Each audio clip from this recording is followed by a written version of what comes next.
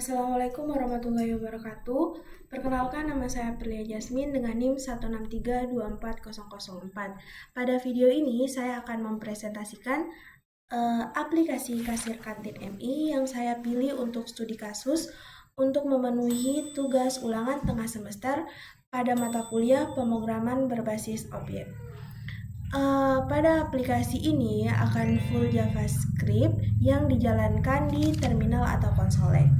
Nah, selain itu, aplikasi ini sudah mengimplementasikan seluruh komponen yang diwajibkan dalam soal ulangan tengah semester seperti array, object, function, conditional, loop, method ES6, asynchronous promise, plus asynchronous await.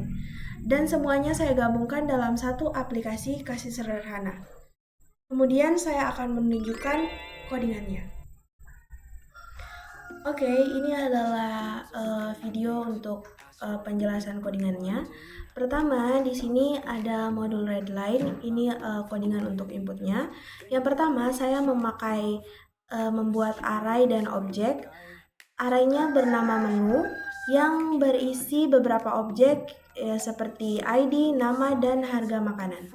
Ini. Nah, pada bagian ini digunakan sebagai database sederhana untuk menyimpan daftar menu kantin.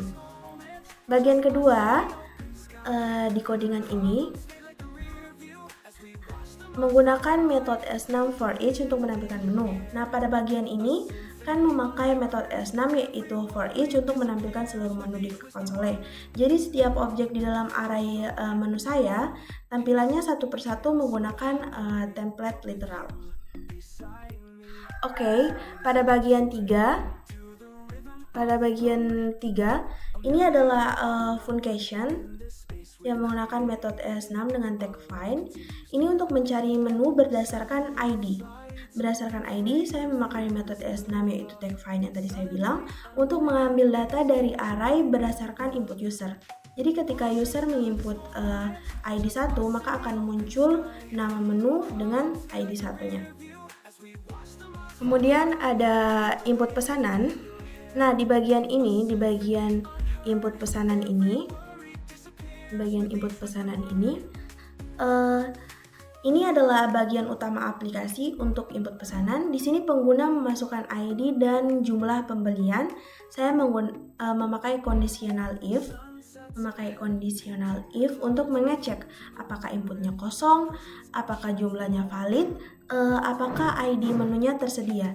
Nah, jika valid, pesanan akan dimasukkan ke array yang berupa pesanan. Ini input pesanan.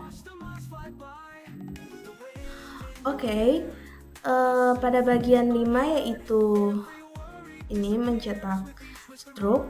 Nah, struct ini saya buat menggunakan loop for of yang membaca pesanan satu persatu. Di dalam loop ini saya memanggil function pencari menu, menghitung subtotal, menambah total. Loop ini juga bekerja sama dengan array dan objek.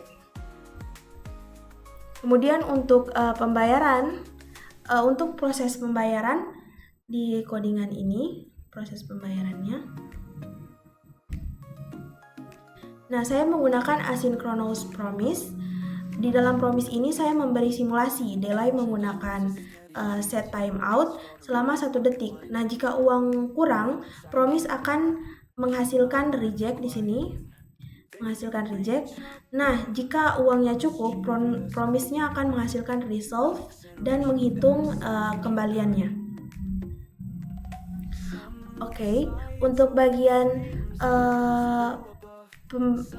bagian proses pembayaran,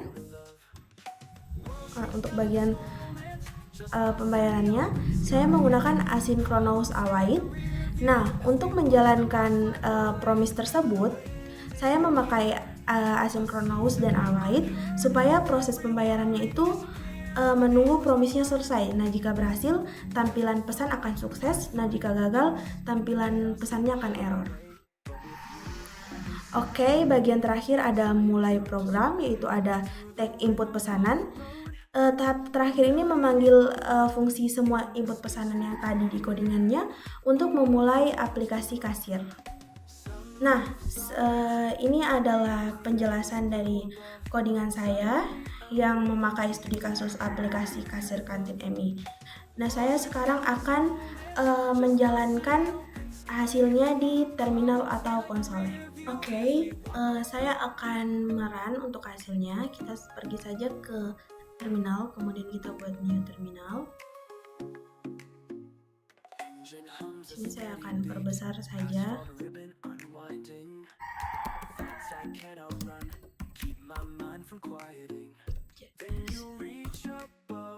Nah, di sini menu kantinnya akan terlihat seperti yang tadi berada di array dan objek. Saat program dijalankan, pertama kali akan muncul daftar menunya di for each. Lalu program ini akan meminta masukkan ID menu yang akan kita pilih. Misalnya saya memesan gorengan. Nah, di sini akan muncul lagi masukkan jumlah. Misalnya saya membeli gorengan 5. Sudah ditambahkan gorengan kali 5. Kemudian di sini akan muncul pesan apakah tambah lagi pesanan. Nah, jika ingin menambahkan akan kita menulis yes saja. Saya beli papai saja, masukkan ID 2. Kemudian masukkan jumlahnya 1. Terbaca. Nah, jika ingin menghitung totalnya tinggal menuliskan N, mengetik N. Nah, struk belanjanya akan terisi. Yang mencetak ini dihasilkan dari yang tadi kita buat loop menggunakan for of. Nah, terakhir aplikasi ini akan meminta uang pembeli untuk melakukan proses pembayaran yang menggunakan asynchronous await tadi.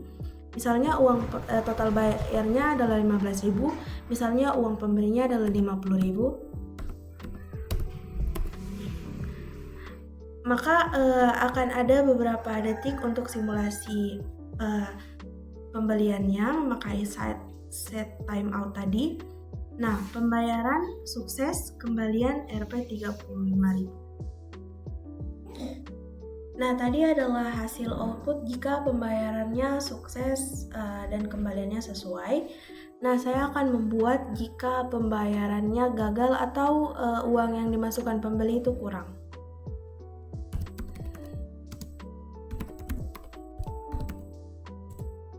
Nah, seperti tadi diminta ID, saya tulis 2 aja, kemudian 3, kemudian ya. Nah, di sini struk belanjanya sekitar total bayarnya Rp15.000. Saya misalnya memasukkan uangnya 14.000 saja. Oke. Maka akan muncul uang tidak cukup. Seperti tadi akan ada pesan muncul reject. Nah, jika berhasil akan muncul seperti tadi pesannya resolve. Pembayaran sukses, kembaliannya 35.000. Terima kasih sudah berbelanja. Ini adalah hasil dari outputnya. Sekarang saya akan lanjut ke bagian penutup.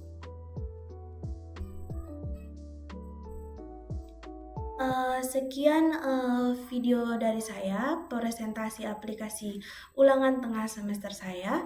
Semua komponen yang diminta di soal sudah saya implementasikan seperti berikut ini. Ada array, object, function, conditional, loop, method S6, asynchronous promise, dan tadi saya tambahkan asynchronous await.